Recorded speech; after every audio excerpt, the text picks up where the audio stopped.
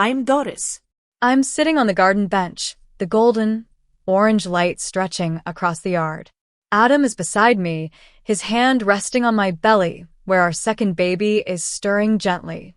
Ellie's third birthday party just ended, and the memory of the day is still fresh in my mind. It was a beautiful, sunny April afternoon, and the lavender bushes in our backyard were in full bloom. But it wasn't always this peaceful. A year ago, our family was on the verge of collapse. I'm a neonatal nurse at Rosewood Children's Hospital, and my world revolved around my little family and taking care of vulnerable newborns. My husband, Leo, is an architect. He's kind, hearted, and patient, especially since our daughter, Lily, was born. We lived in a small house in the suburbs of Riverside, with a backyard full of roses, which was my dream home. However, Leo's mother, Mrs. Thompson, always made me feel uneasy. On the surface, she was polite and cheerful, but there was an underlying coldness. She often brought handmade gifts like poorly knitted scarves or roughly carved wooden toys that made me uncomfortable.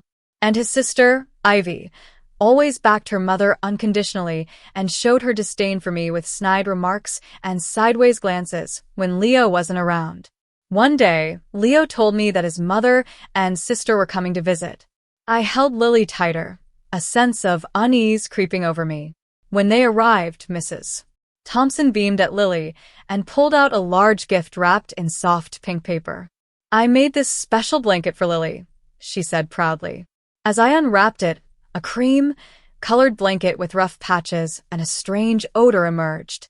Ivy made a snide comment about the fabric choice, and I could feel their eyes on me, waiting for my reaction. I forced a smile and passed the blanket to Leo to put away. All afternoon, I noticed Mrs. Thompson glancing at the blanket. After they left, I inspected it closely. The odor was stronger, the texture was coarse, and the stitches were crooked. I folded it up and put it in the bottom drawer of our bedroom, deciding to only take it out when they visited. The next week, Mrs. Thompson called almost every day, asking if Lily liked the blanket. I dodged the question, but she insisted that Lily would come to love it. One evening, as I was getting ready for my night shift, Leo said he'd handle Lily's bedtime and use the green blanket, not the one from his mother. At midnight, I received a message from Leo saying that Lily had spit up on the blanket and he'd used an old one from the closet. Panic set in. When I got home at sunrise, I rushed to Lily's room. The blanket covering her was the one from Mrs. Thompson, and the strange smell was overpowering.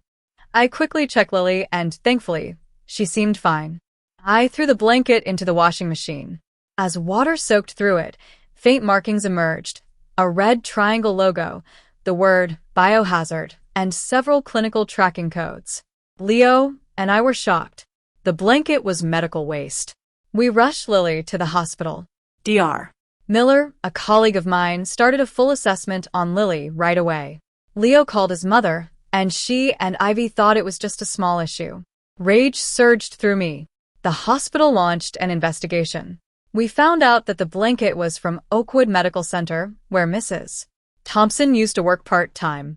She had taken it from the disposal room, thinking it was a harmless prank to teach me a lesson about my arrogance in parenting. We decided to take legal action. Our lawyer, M.S. Harris, presented two options: criminal charges or a civil suit. We chose the civil suit with conditions. Mrs. Thompson had to undergo 6-month intensive psychological therapy, submit a formal apology to Oakwood Medical Center, and be restricted from seeing Lily until proven to have changed. In the end, Mrs. Thompson signed the agreement. Over time, she started to change. She stopped demanding to see Lily unconditionally, respected our boundaries, and began to understand the meaning of real love. Ivy also transformed. She moved into an apartment downtown and started pursuing her long-put-off graphic design career. Now, as I sit here with Adam, looking at Lily playing with Ivy in the yard and Mrs. Thompson sitting under the tree, I know that our family has come a long way. Life is never perfect, but with hope and effort, we've rebuilt our family stronger and more beautiful than before.